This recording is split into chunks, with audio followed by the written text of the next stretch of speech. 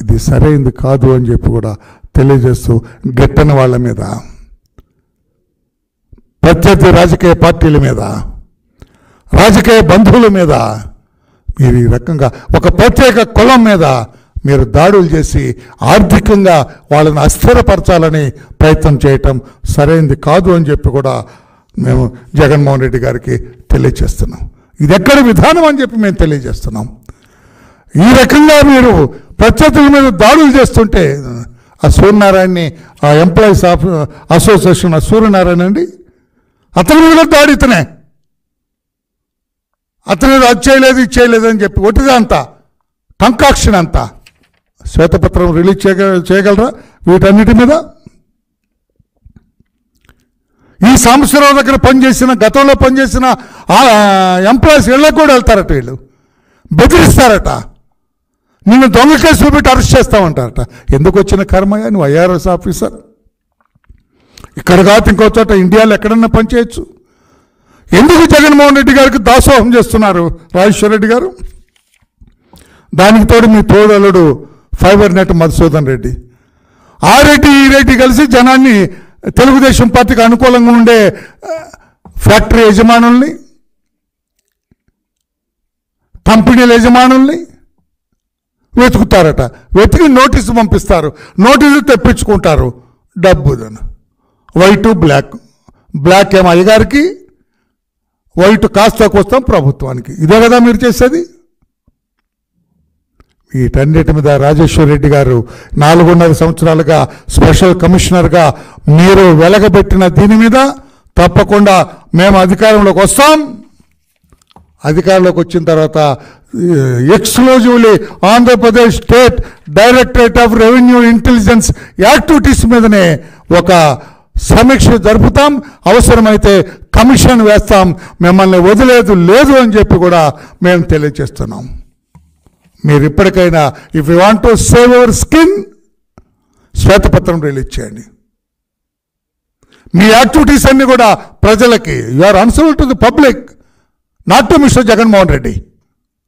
ప్రజలకు తెలిసేటట్లుగా, వరలరామయ్య గారు మీరు మాట్లాడేది కరెక్ట్ కాదు, ఇదిగో ఇన్ని లక్షల కోట్ల రూపాయలు నేను ప్రభుత్వానికి కట్టించాను, పన్ను ఎగవేతదారుల నుంచి అని చెప్పే ధైర్యం మీకుంటే శ్వేతపత్రం రిలీజ్ చేయండి అని చెప్పి కూడా తెలియచేస్తూ, ఎవరైతే ఈ రాజేశ్వర్ రెడ్డి బారిన పడి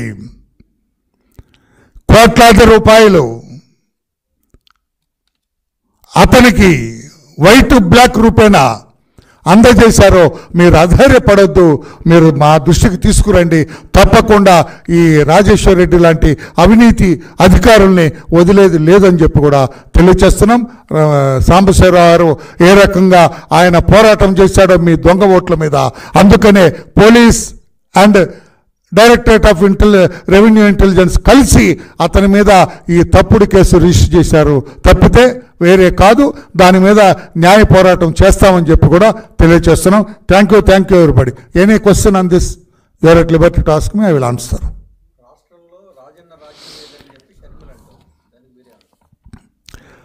ఇక చెల్లి, సొంత చెల్లి, చిన్నప్పటి నుంచి ఈయన గురించి తెలిసిన వ్యక్తి, ఈయన అన్నప్రాసం జరిగిన దగ్గర నుంచి తెలుసు ఆమెకి, ఈయన వ్యవహార శైలి అంతా తెలుసు ఆమెకి, ఈయన బెంగళూరులో ఏమి వెలగబెట్టాడో తెలుసు ఆమెకి. వాళ్ళ నాన్నగారు ముఖ్యమంత్రిగా ఉన్నప్పుడు ఈయన బెంగళూరులోనే ఉంటారా బాబు, హైదరాబాద్ రావద్దని ఎందుకన్నారో కూడా ఆమెకి తెలుసు. ఇప్పుడు ఈయన గుట్టంతా కూడా ఆమె చేతిలో ఉంది. అందుకే ఆమెని వేరే వాళ్ళతో మాట్లాడిస్తున్నారు తప్పితే అది కూడా దుర్మార్గం అండి. ముఖ్యమంత్రి గారు మీరు మంచి ప్రశ్న అడిగారు. ముఖ్యమంత్రి ఎంతైనా కూడా నా చెల్లెలి సౌభాగ్యాన్ని, చెల్లెలు అభివృద్ధిని కోరుకుంటారు అన్న. ఈ అన్న ఏదో కొంచెం డిఫరెంట్గా కనపడ్డాడు నాకు. చెల్లెల మీద దాడులు చేయిస్తున్నాడండి. ఆమె చెప్పింది నాకు వ్యతిరేకంగా ఉన్న వాళ్ళందరినీ పిలిచి మా సాక్షిలో వేస్తామని మీరు చెప్పండి అని చెబుతున్నారట. లేనిపోని అన్నీ కూడా ఆమె మీద అభాండాలు వేస్తున్నారు చెల్లెలు దీని మీద. అందుకని చెల్లి మాట ఇంట్లో కుటుంబ సభ్యురాలు కనుక ఇప్పుడు సాక్షి అనా నీకు నాకు వాటా ఉంది కదనా, ఈక్వల్ షేర్ ఉంది కదా అన్నది, అది అందరు నమ్ముతారు. ఇక జగన్మోహన్ రెడ్డి గారి గొంతెత్తిన 151 మంది ఎమ్మెల్యేలు గొంతు చించుకున్న ఎవరు నమ్ముతాడు? ఎప్పుడైతే ఇన్వెస్టర్, అంతే కదా, ఆమె కూడా కోయిన్ వాళ్ళ నాన్నగారు పెట్టిందిలే, వీళ్ళది కాదు, వాళ్ళ నాన్నగారు పెట్టారు వీళ్ళిద్దరి పేర్ల మీద. నీకెంత నీది 5 లక్షలు, నా 5 లక్షలు అని పెట్టుంటారు, లేదు 10 లక్షలు. ఆయన ముఖ్యమంత్రిగా ఉన్న డబ్బే డబ్బు కదా. ఇక ఈయన